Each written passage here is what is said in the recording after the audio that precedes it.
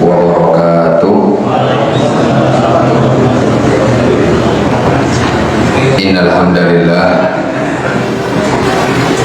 nahmaduhu wa nasta'inuhu wa nastaghfiruh wa na'udzu billahi min syururi anfusina wa min sayyiati a'malina. Man yahdihillahu fala mudilla lahu wa man yudlil fala hadiya lahu. Asyhadu an la ilaha illallah wahdahu la syarika lahu wa asyhadu anna Muhammadan abduhu wa rasuluhu wa safiyyuhu wa khaliluhu. Salawatullahi wa salamuhu alaihi wa ala alihi wa ashabihi wa man sara ala nahjihi wa stanna bi sunnatihi ila yaumiddin wa sallama tasliman katsira. Qala Allah subhanahu wa ta'ala fi kitabihil karim, ya ayyuhalladzina amanu taqullaha haqqa tuqatih wa la tamutunna illa wa antum muslimun. Ya ayyuhan nasu taqu rabbakum alladzi khalaqakum min nafsin wahidah wa khalaqa minha zawjaha wa batha minhuma rijalan katsiran wa nisaa wattaqullaha alladzi tasaaluna bihi wal arham innallaha kana 'alaikum raqiba. Ya ayyuhalladzina amanu taqullaha wa qulu qawlan sadida yuslih lakum a'malakum wa yaghfir lakum dhunubakum wa may yuti'illaha wa rasulahu faqad faza fawzan 'azima. Amma ba'du. Bapak Ibu jamaah pengajian Musholla As-Salam yang semoga dirahmati dan diberkahi oleh Allah Subhanahu wa ta'ala. Alhamdulillah, pada kesempatan malam hari ini kita ketemu kembali untuk sama-sama belajar. Kita bertemu di tempat yang baik, yaitu masjid, di hari yang baik, yaitu di hari Jumat, dan untuk tujuan yang baik, yaitu menuntut ilmu.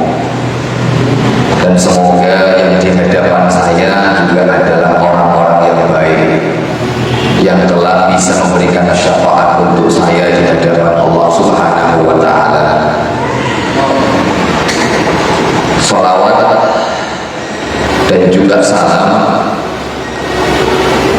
terlebih sekarang di hari Jumat atau di malam Jumat sangat kita tekankan untuk kita aturkan kepada Nabi Muhammad sallallahu alaihi wasallam beserta keluarga, sahabat, dan juga kepada seluruh umat beliau yang masih tetap teguh berpegang dengan ajaran dan sunnah-sunnah beliau hingga hari kiamat kelak. Bapak Ibu jamaah yang semoga dirahmati dan diberkahi oleh Allah Ta'ala, pada kesempatan malam hari ini kita melanjutkan kembali pembahasan tentang akidah Islamiyah dari dasar, karya Syekh Muhammad bin Shalih Al-Utsaimin rahimahullah ta'ala. Judulnya adalah Nuqdatun fil Aqidatil Islamiyah. Ya, mudah diringkasnya, mudah diterjemahkannya adalah dasar-dasar dalam akidah Islam.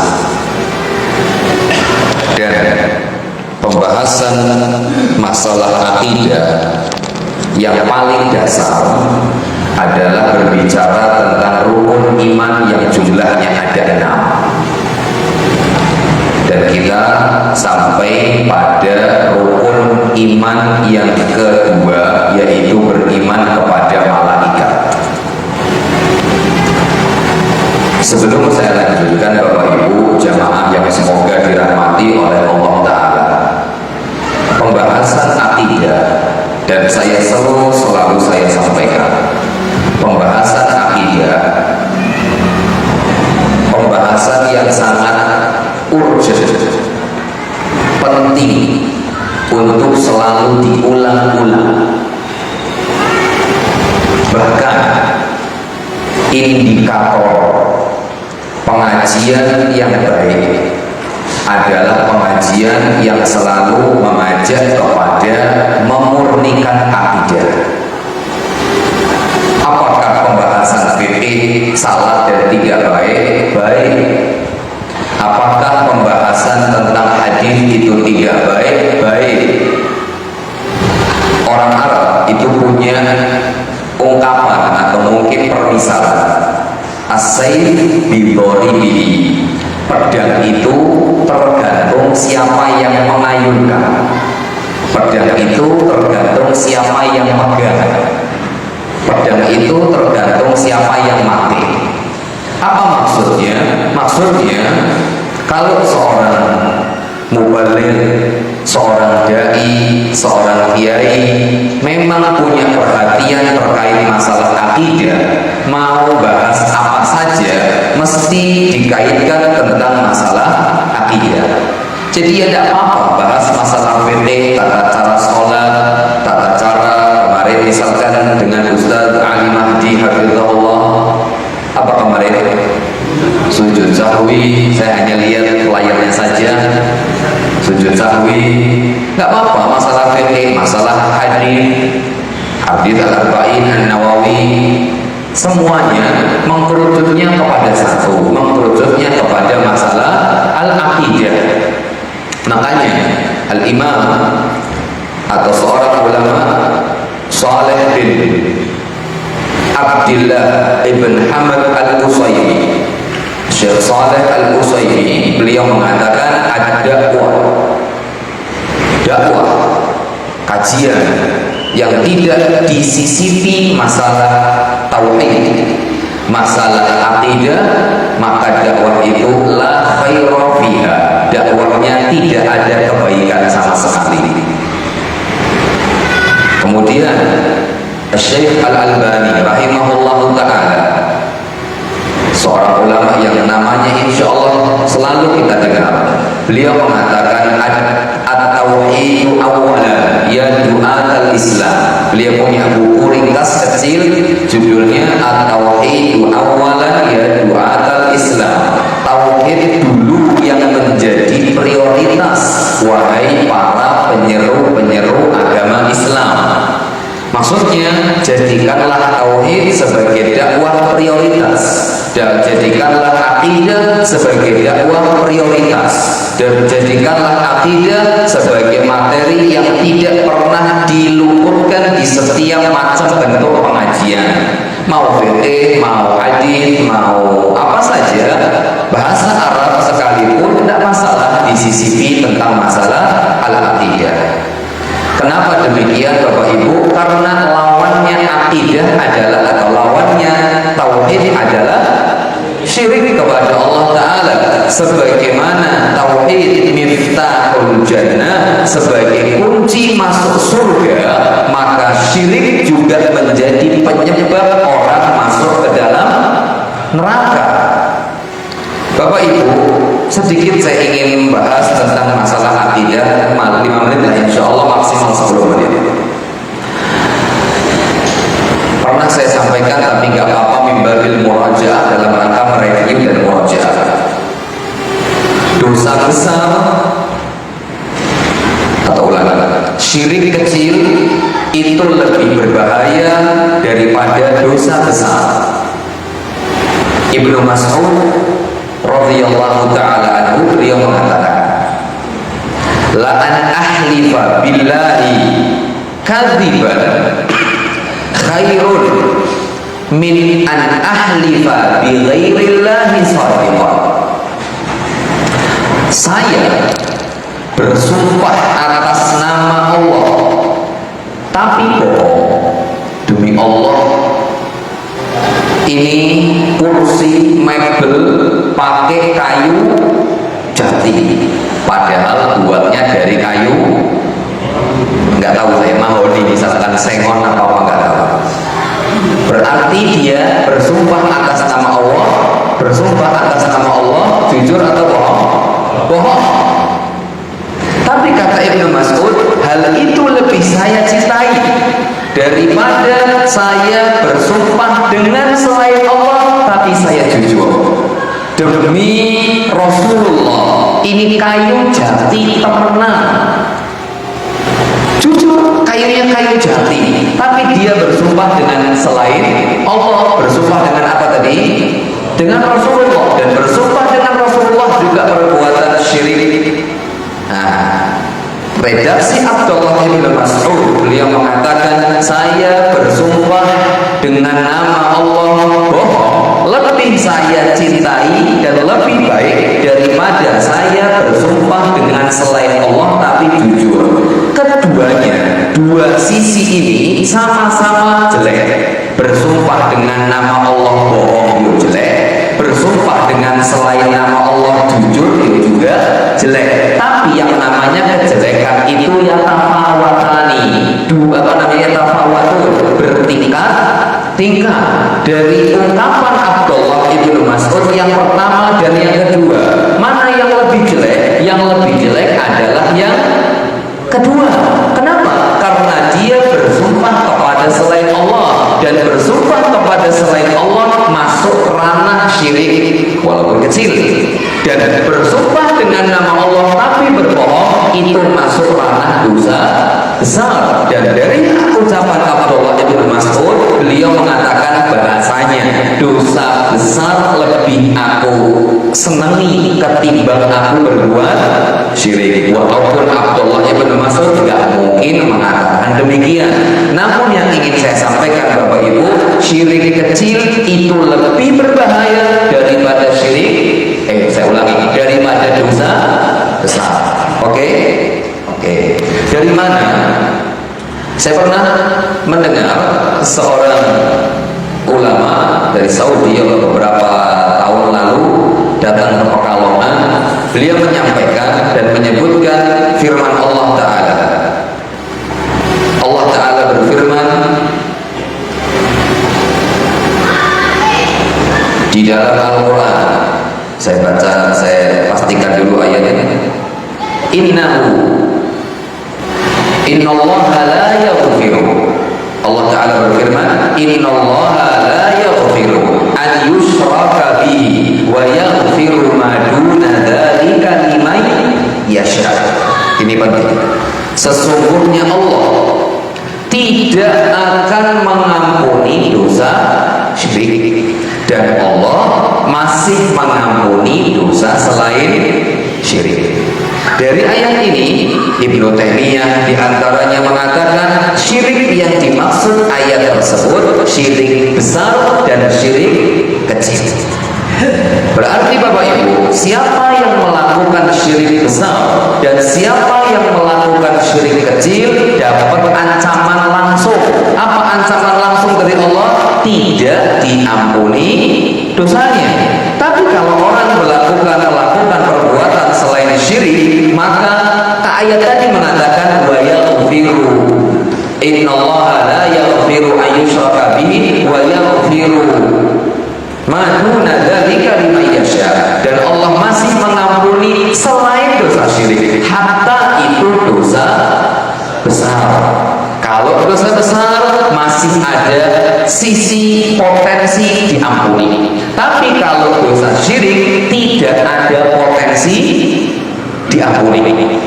Ustaz, syirik besar atau syirik kecil? Karena Allah menyampaikan lafalnya umum syirik, maka yang dimaksud syirik di ayat itu ya syirik besar, ya syirik kecil. Oke?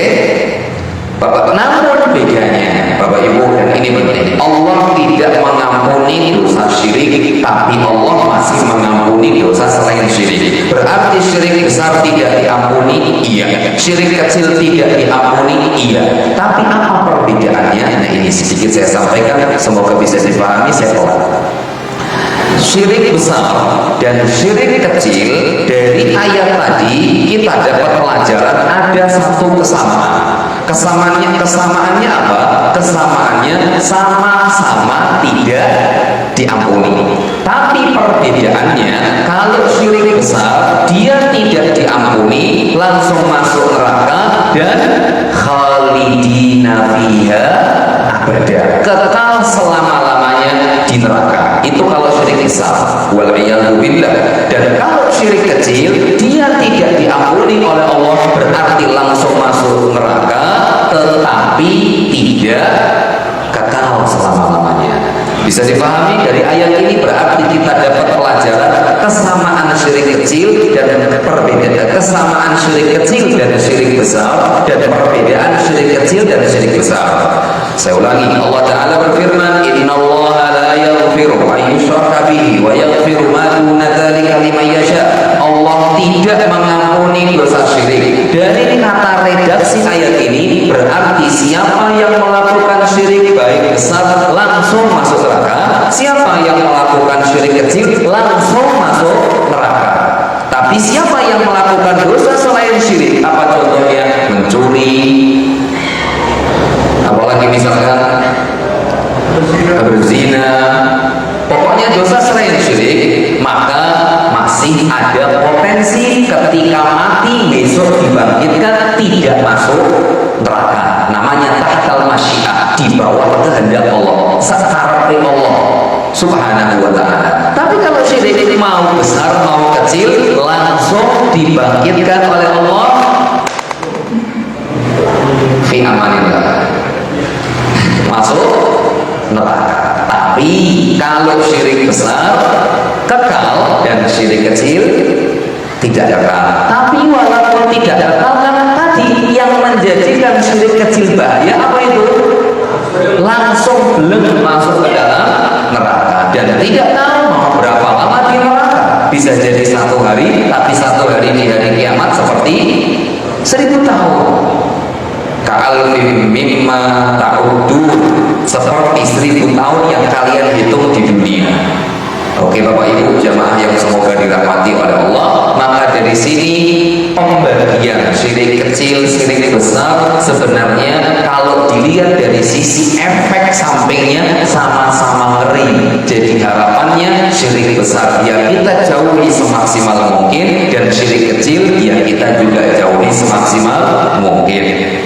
Syirik besar dan syirik kecil akan terjauhi secara otomatis, satu dengan kita berdoa tentunya, dan yang kedua dengan mempelajari masalah akidah. Karena tahu akidah otomatis akan tahu pembahasan masalah syirik. Sedikit demi sedikit kita akan tinggalkan. Bapak Ibu, syirik besar kita sama-sama tahu. Allah Ta'ala berfirman, ini ingin saya sampaikan dan ini yang pembahasan terakhir. Allah Ta'ala menyampaikan di dalam Al-Quran surat Al-An'am, Allah Ta'ala menyampaikan ayat 112, wa kadzalika ja'alna likulli nabiyyin aduwan syayatinal insi wal jin.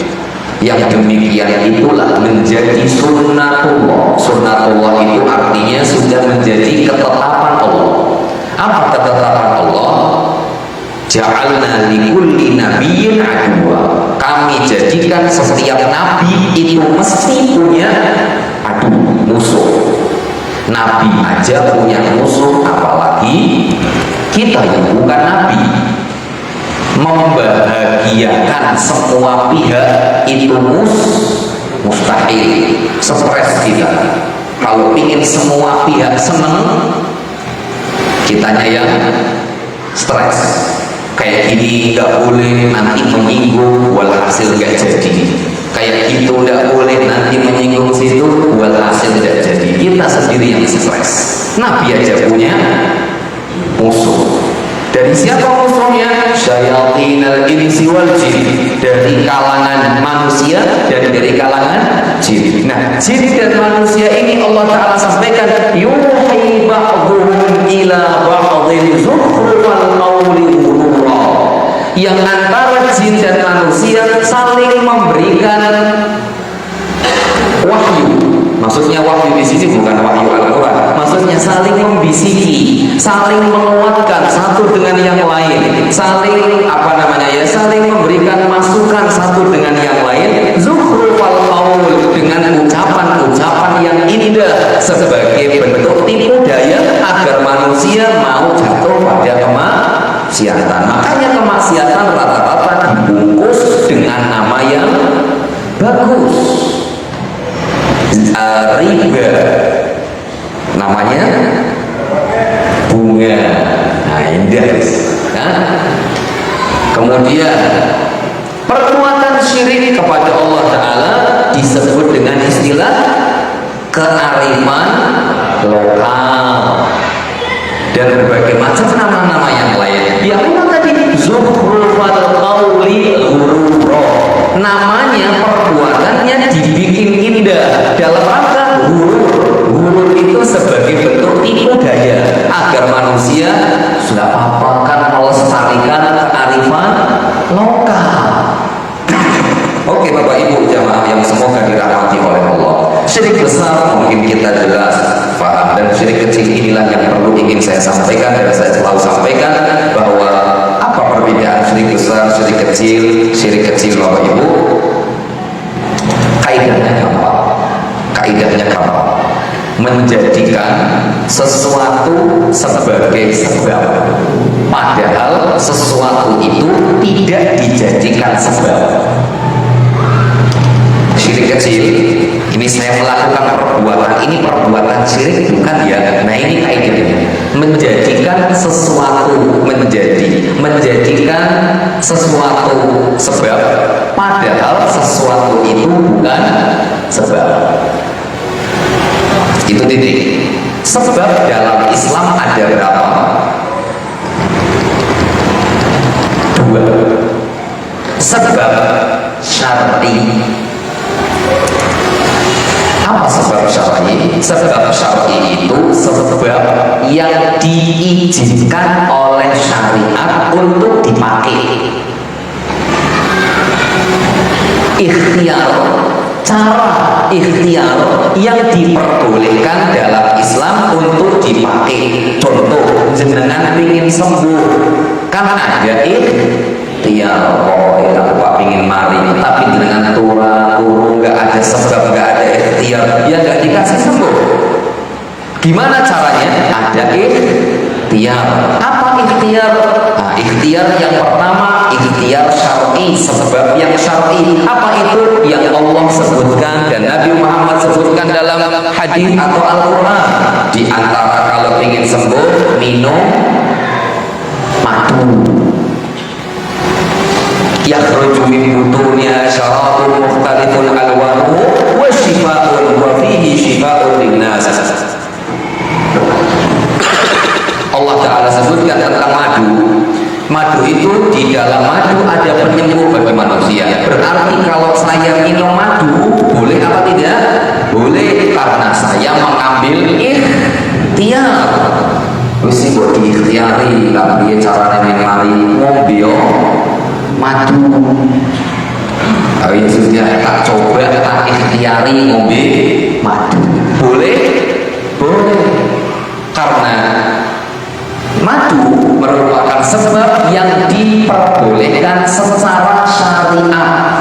Secara syariat itu disebutkan dalam Al-Quran atau disebutkan dalam hadis.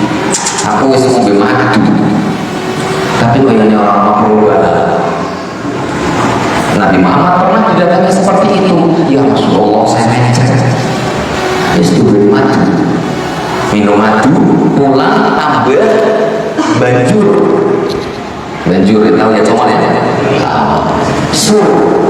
ya Rasulullah tambah banjur niki Rasulullah tambah mencret ya Rasulullah. Apa kata Nabi Muhammad? Shadaqal asal wa kadzdzaba muka. Madunya ini benar sebagai penyembuh. Memang perutmu aja yang bermasalah. Minum lagi madu, diminum lagi madu, tambah mencret lagi ya Rasulullah. Sudah minum madu, tapi seperti ini kondisinya tambah banjur ya Rasulullah. Shadaqal asal wa kadzdzaba muka. Asalnya asal itu madunya itu betul penyembuh. Perutmu aja yang memang bermasalah, minum lagi madu.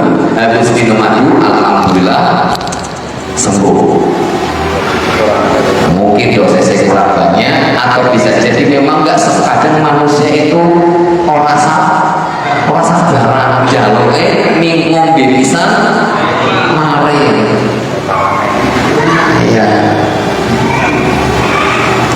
Mungkin bisa jadi madu yang pertama fungsinya adalah untuk apa detoksifikasi, nggak tahu semua, mungkin dibersihkan dulu sehingga tambah keluar semuanya dan seterusnya. Kalau bicara contoh madu boleh.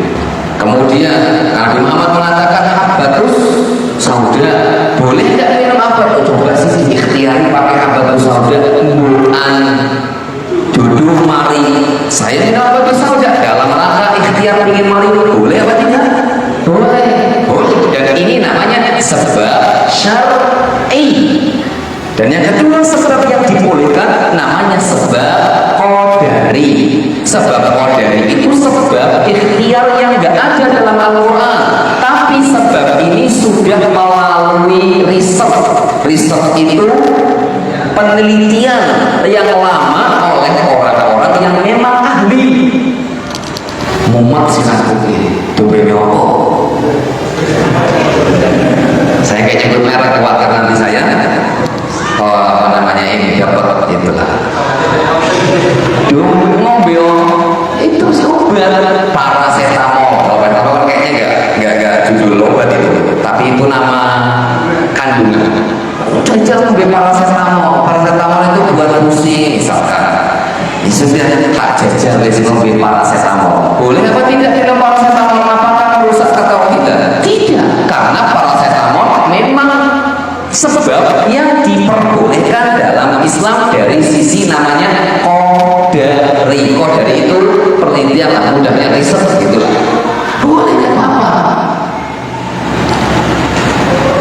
Masuk angin tuntas di mau pertening terus berbeda apa? Tak jabai bariki kajian tuku media jahe. Masya Allah, ini kopi sama jahe pas.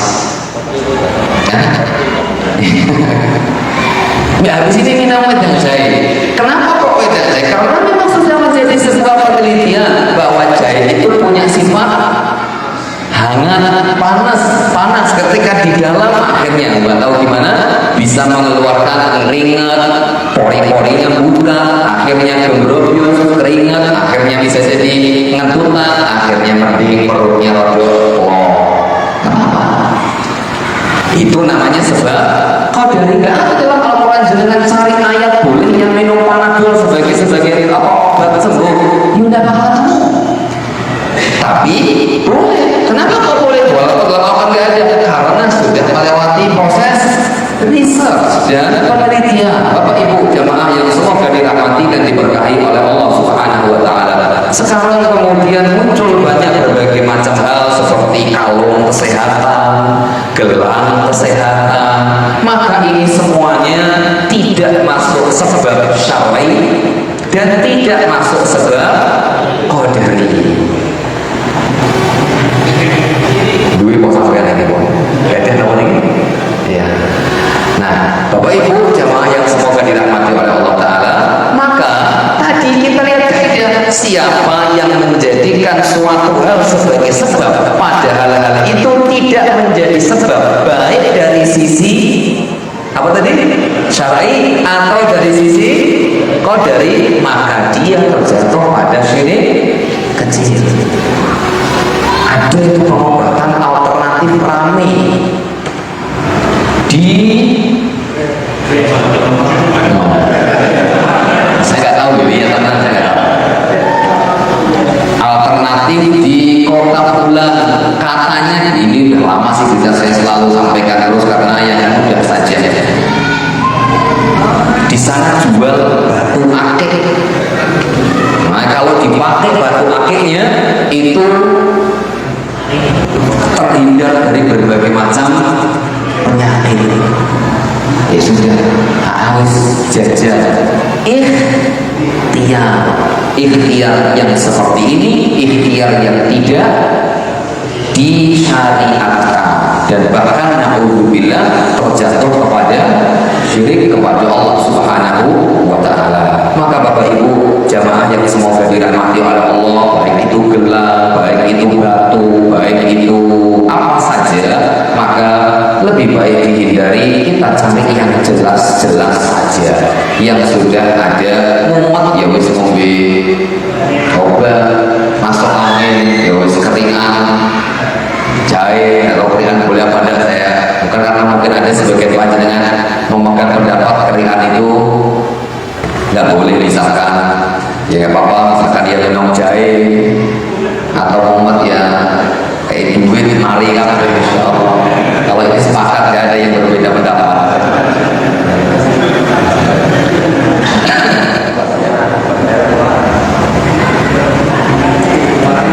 Oke, Bapak Ibu jamaah yang semoga dirahmati oleh Allah Subhanahu wa ta'ala. Ini ada saya sebutkan sebuah fatwa dari para ulama. Sharra yuba fil aswaq hilqah min nuhas yaqulu innaha tanfa min rumati jin. Banyak sekarang dijual di pasar-pasar gelang, kalung atau yang semisalnya yang terkadang terbuat dari tembaga. Mereka mengatakan bahwa itu bermanfaat untuk penyakit reumatik. Ternyata artinya rematik. Al-muhim inna syuhirat bainan nas wa yazrumun anna al-insan idza waqa'aha ala abdihi wa fihi rematik annaha tanfa'uhu tanfa hadha rematik. Mana dari hadha sahih aw la? Innamal asl annahu laysa bi sahih. Oke, ada yang sampai berkeyakinan ini kalau meriang sakit nggak enak badannya, pakai gelang itu nanti badannya akan lebih seger lagi, dengan istilah namanya kalau itu membereskan badan.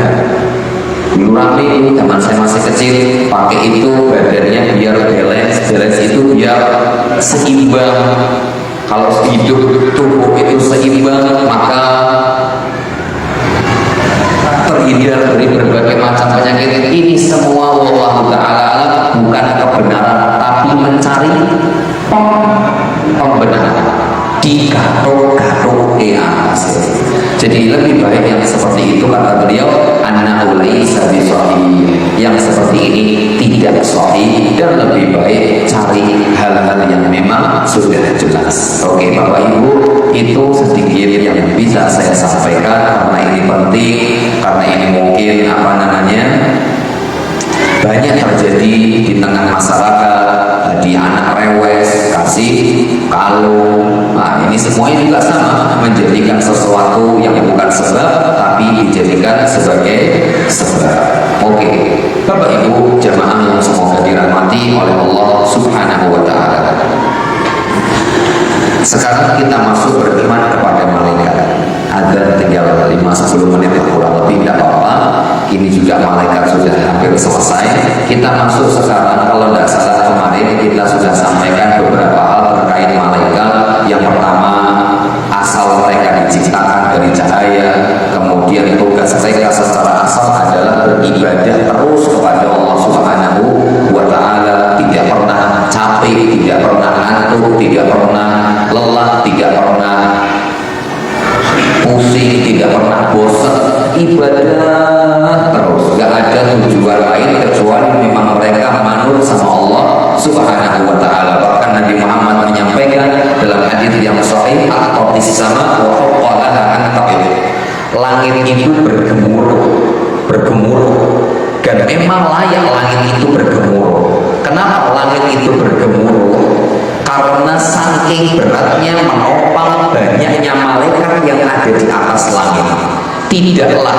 ada jarak 4 nyari, 4 jari, kecuali pasti di situ ada malaikat yang mendudukinya dan sujud kepada Allah. Ini nggak mungkin malaikat hanya bisa menduduki jarak 4 jari.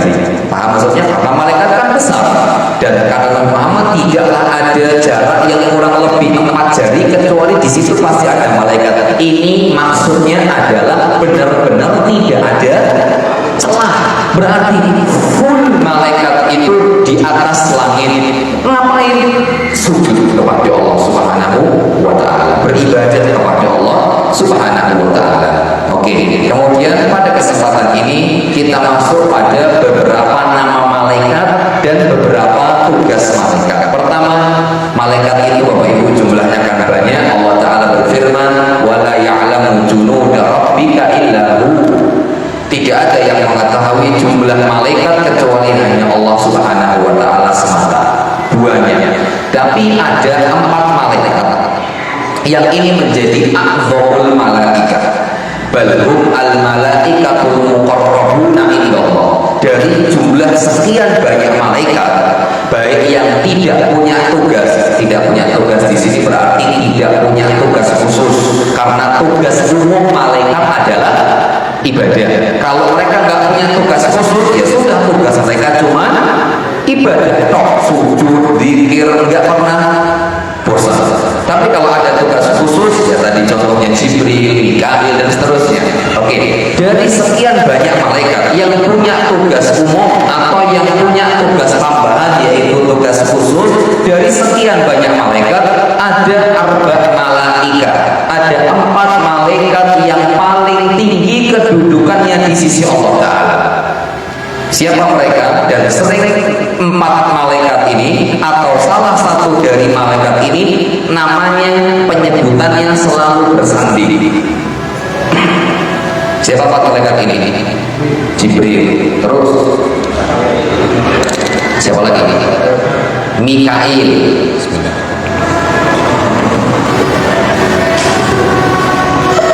Siapa lagi? Israel. Tidak ada Israel. Itu penamaan tidak sahih. Israel itu nama mereka apa itu? Malaikat pencabut nyawa. Pencabut nyawa namanya bukan Israel. Yang ada bukan Israel. Yang sahih namanya Israfil. Tapi bukan malaikat pencabut nyawa. Israfil itu malaikat peniup. Peniup kalau diartikan sangkakala. Peniup tiupan sangkakala. Dan yang keempat malakul maut, bukan Israel tapi malakul maut. Malakul maut itu artinya malaikat pencabut nyawa, malaikat kematian, maksudnya malaikat yang mencabut nyawa. Ini 4 malaikat al-muqarrabina indallah yang mereka punya tempat khusus, kedekatan, kedudukan tinggi di sisi Allah Subhanahu wa ta'ala. Dan tadi saya sampaikan bahwa penyebutan mereka terkadang berdampingan satu dengan yang lain. Contoh Jibril, doa iftitah kalau sholat malam itu ada doa khusus yang biasa dibaca Nabi Muhammad, tidak seperti doa iftitah kalau sholat biasa. Rasulullah Shallallahu Alaihi Wasallam kalau sholat malam beliau biasa membaca doa iftitah yang di dalamnya menyebutkan 3 nama malaikat. Allahumma Rabb Jibril wa Mikail wa Israfil fatiras samawati wal ard alimal ghaibi wasyahadah anta tahkumu baina ibadika fima fihim yakhtalifun, dan seterusnya.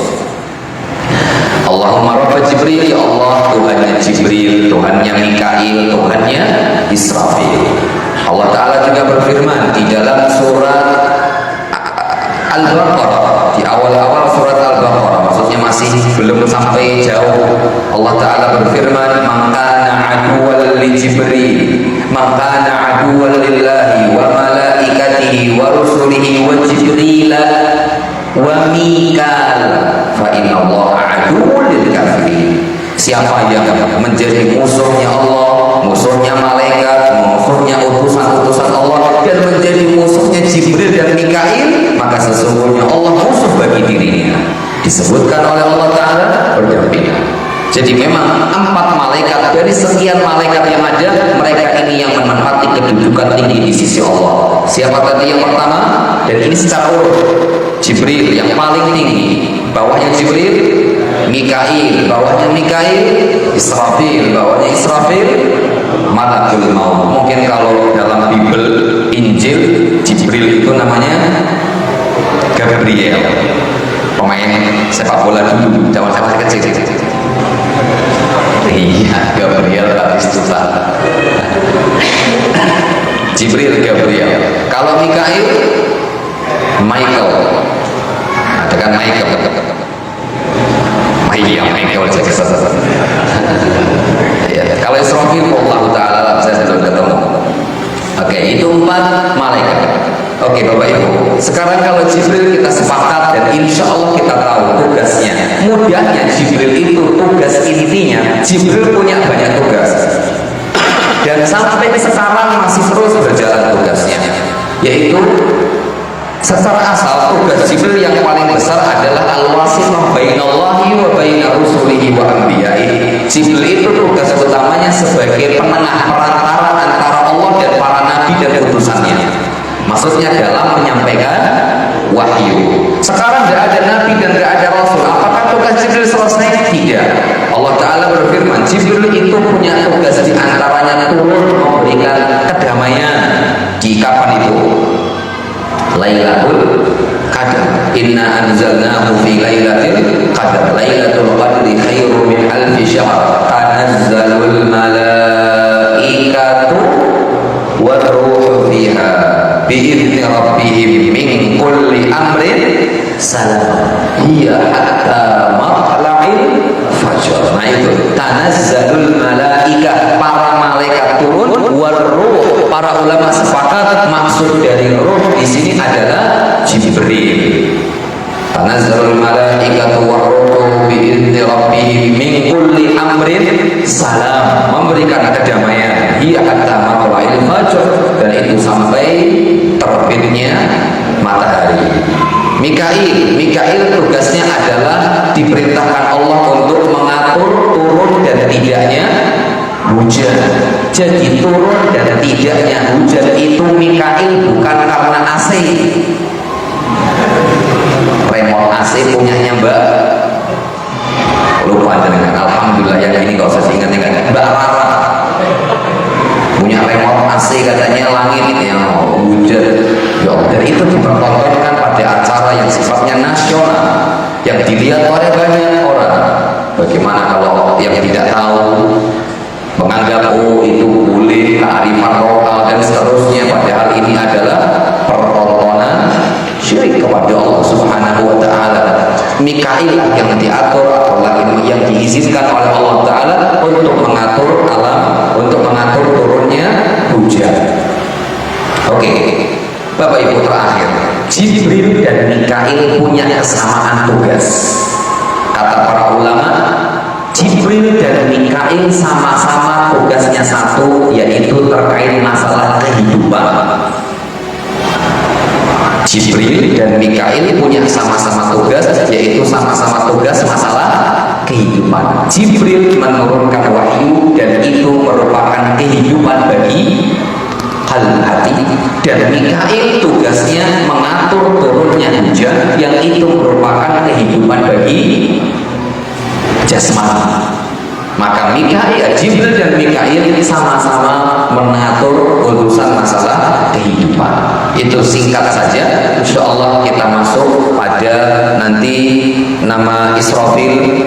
Berapa kali Israfil meniup trompetnya, sangkakalanya, bagaimana bentuk trompetnya, kemudian Malakul Maut, malaikat kematian, kemudian penjaga neraka. Di sini ada malaikat yang menjaga. Bapak Ibu, kita ini punya malaikat di kanan kiri dan depan belakang. Ada namanya Raqib, bukan nama sebenarnya. Nanti kita akan lihat banyak orang yang memberikan nama Raqib Atid, padahal Raqib Atid itu bukan nama. Raqib, atid, hadani, wasfani.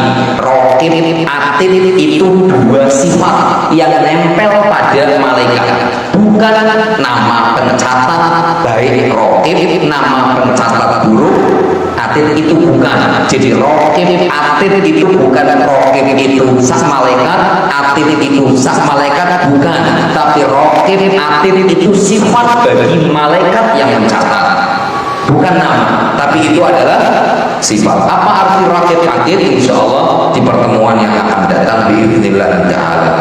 Wallahu ta'ala a'lam wa a'lam bissawab. Ini mungkin yang bisa disampaikan. Insya Allah kita lanjutkan.